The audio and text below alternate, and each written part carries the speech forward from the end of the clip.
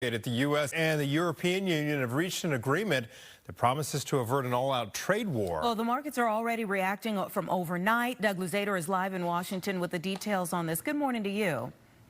Hey, good morning. Not much time to spare before a Friday deadline, but this deal staves off what would have been 30% U.S. tariffs on some of our largest trading partners.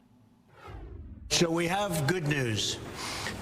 We've reached a deal. They have a deal. President Trump in Scotland speaking alongside the president of the European Commission after what both sides say were dicey trade talks. It's a good deal for everybody, I believe.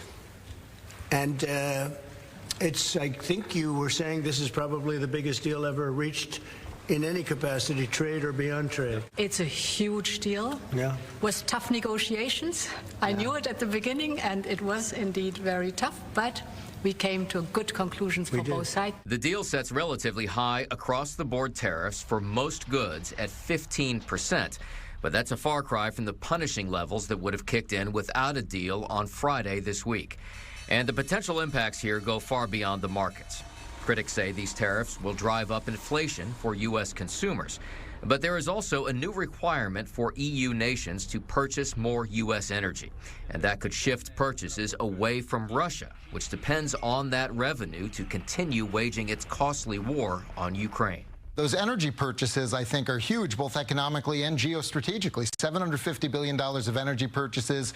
That's enough to replace 3 full years of what they buy from Russia.